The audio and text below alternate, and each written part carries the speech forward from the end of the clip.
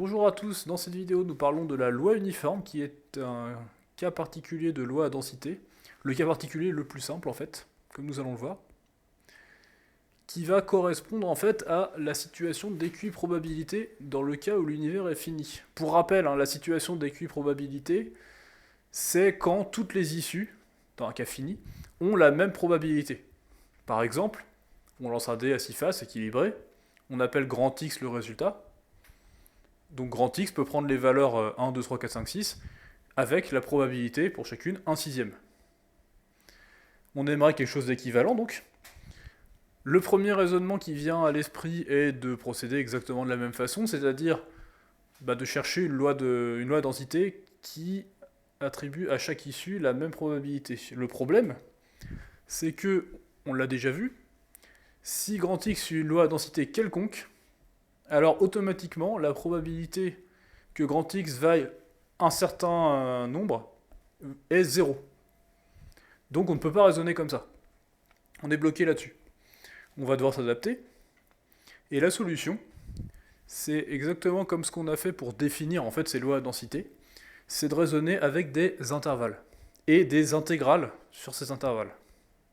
Au lieu en fait de chercher une loi qui à chaque issue attribue la même probabilité, ce qui est forcément le cas, je rappelle, on va chercher une loi qui, si on prend deux intervalles de même longueur, leur attribue la même probabilité.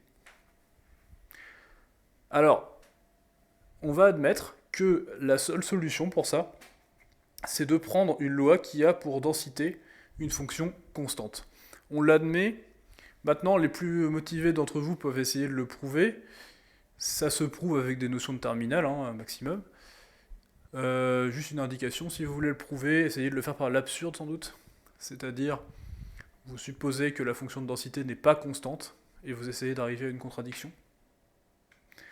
Alors maintenant, évidemment, constante c'est bien, mais constante égale à quoi? Alors, si f est une fonction constante, et en plus restreinte à un intervalle AB, sa courbe est un segment, horizontal. Comme f est une fonction densité, l'aire sous cette courbe doit être égal à 1.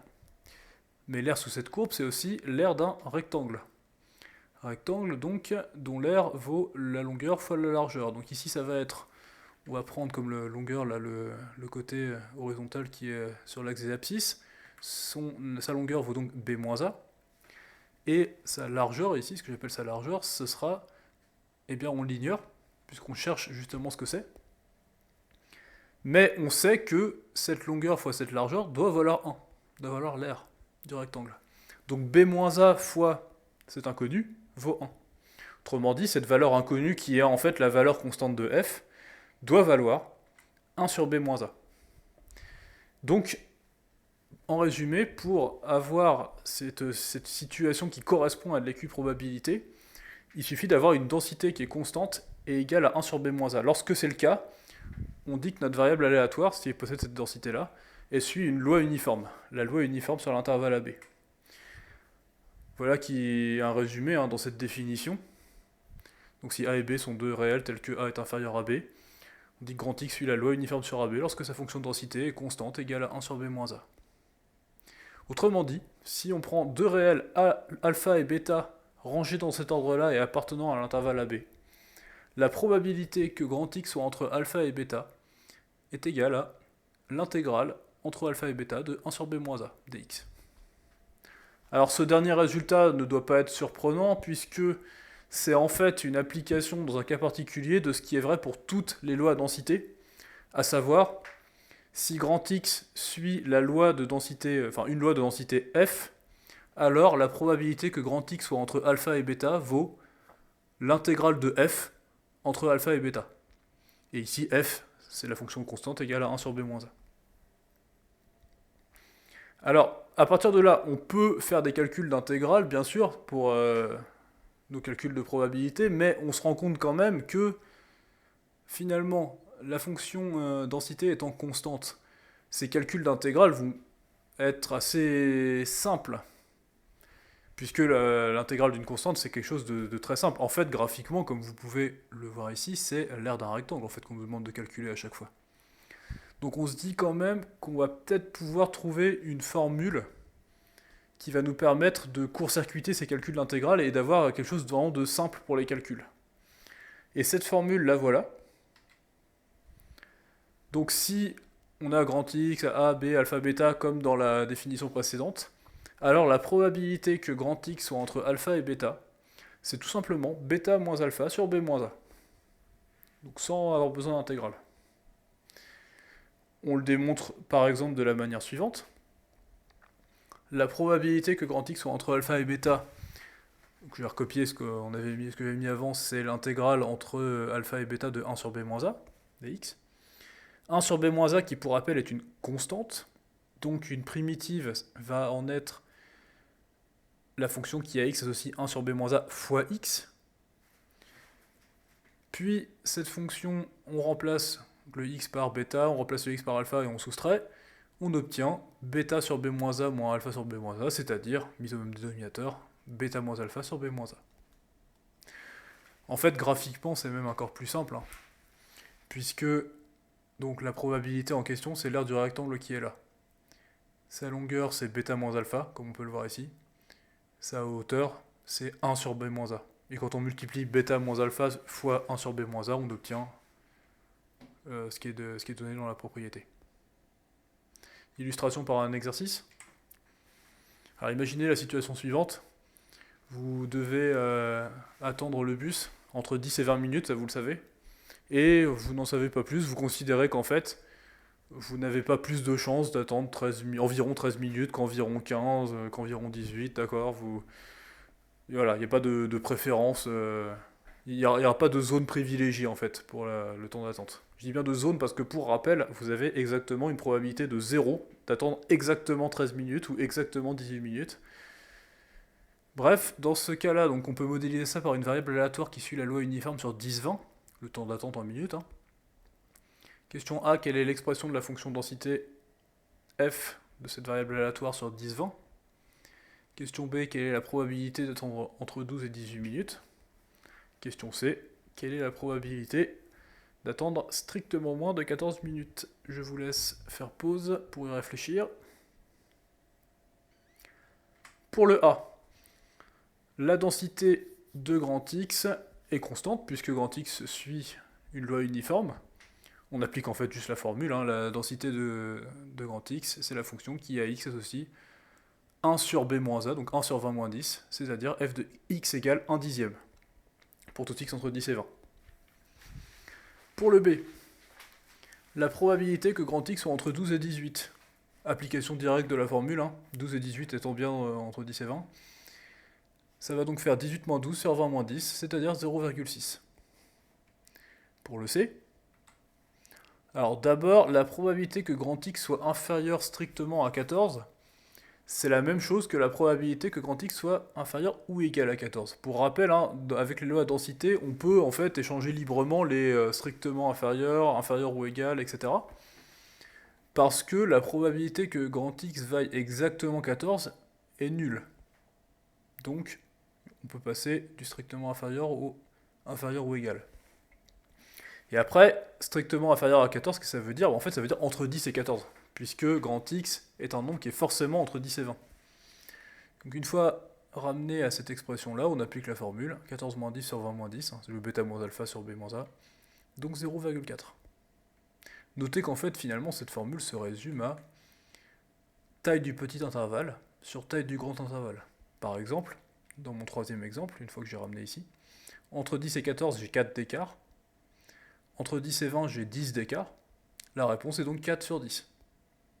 Là, c'était entre 12 et 18, j'ai 6 d'écart. La réponse est donc 6 sur 10. Alors, il reste une dernière chose à dire, l'espérance. Alors, l'espérance, on a une définition dans le cas où l'univers de l'expérience aléatoire est fini, mais qui ne va pas pouvoir s'appliquer ici, puisqu'on est avec des lois de densité. On va donc devoir donner une définition de l'espérance d'une variable aléatoire plus générale dans le cas d'une loi à densité. Cette formule générale ne va pas être ce qu'il faut vraiment retenir, mais j'en ai besoin pour expliquer après, dans le cas particulier de la loi uniforme. La formule générale est la suivante. Si grand X est une variable aléatoire dont la densité de probabilité est petit f et est définie sur un intervalle i, alors l'espérance de grand X, c'est l'intégrale sur i de x fois f de x dx. Ne pas oublier le x. Cette formule, je ne vais pas beaucoup la... On va l'admettre, je ne vais pas beaucoup la commenter. Je vais juste quand même faire le rapprochement avec ce que vous avez dû voir en première avec l'expérience d'une variable aléatoire dans un cas fini. Pour rappel, si grand X peut prendre un nombre fini de valeurs qui sont x1, x2, etc. jusqu'à xn, avec les probas respectifs p1, p2, etc. jusqu'à pn, l'espérance de x, c'est la somme des pi fois xi, ou xi fois pi, c'est pareil. Je l'ai mis dans cet ordre-là, vous allez comprendre tout de suite. Parce qu'en fait, finalement, ces deux formules sont très similaires. Le sigma, c'est un symbole de somme. Ça veut dire x1 fois p1 plus x2 fois p2 plus etc. jusqu'à xn fois pn. Donc en fait, on additionne des xi fois des pi. Pour rappel, l'intégrale, c'est aussi un symbole de somme. Sauf que cette fois-ci, c'est une somme infinie et continue sur un intervalle. Deuxièmement, les xi, c'était les valeurs que x peut prendre, que grand X peut prendre. Ici, c'est tout simplement le x là. Le x correspond à toutes les valeurs de l'intervalle grand I. Troisièmement, le pi à chaque fois était la probabilité que grand X soit égal à xi. Ce qui correspond à ça ici, c'est en fait le f de x dx, c'est-à-dire l'aire d'un rectangle infiniment fin. Je ne vais pas revenir dessus, mais sachez que cette formule-là est en fait en quelque sorte une extension de celle-là. En tout cas, dans le cas de la loi uniforme est extrêmement simple, comme on l'a vu. Alors on s'attend à avoir une formule d'espérance qui est aussi très simple, et effectivement, si grand X suit la loi uniforme sur un intervalle AB, alors l'espérance de grand X, c'est tout simplement A plus B sur 2, c'est-à-dire en fait la moyenne de A et de B, la moyenne des bornes de l'intervalle. Pour reprendre l'exemple de tout à l'heure, si on doit attendre entre 10 et 20 minutes, mais on ne sait pas, on n'a pas d'infos sur est-ce qu'il y a une valeur plus qu'une autre qui est privilégiée, bref, si on modélise ça par une loi uniforme sur 10-20, alors en moyenne, ça paraît logique de dire qu'on peut s'attendre à devoir patienter 15 minutes. Parce que pour rappel, hein, l'espérance, j'ai oublié de le dire, je le place maintenant, l'espérance en probabilité, c'est l'équivalent de la moyenne en statistique. Alors il reste juste à démontrer ce résultat.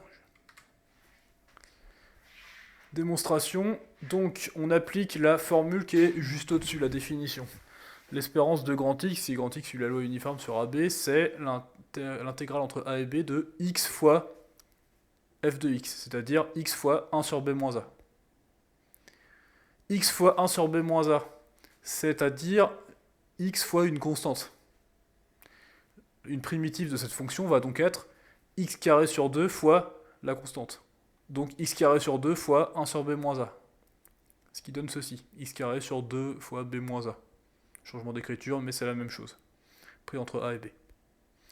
Une fois qu'on en est là, bon, on remplace x par b, on remplace x par a, on soustrait, on obtient, une fois qu'on a regroupé au même dénominateur, b carré moins a carré sur 2 fois b moins a. On pourrait s'arrêter là, mais on repère l'identité remarquable, b carré moins a carré, on sait que ça vaut b moins a fois b plus a. Les b moins a se simplifient alors, pour ne laisser que b plus a en haut et 2 en bas, ce qui prouve le résultat. Je ne vais pas donner d'exemple, je ne vous fais pas l'injure de tester est-ce que vous savez calculer une moyenne de nombres. Comme je le dis tout à l'heure, hein, par exemple entre 10 et 20, voilà, la moyenne c'est 15, ça s'arrête vraiment là, c'est vraiment aussi simple que ça. Par contre, évidemment, cette formule n'est valable que pour la loi uniforme, bien sûr.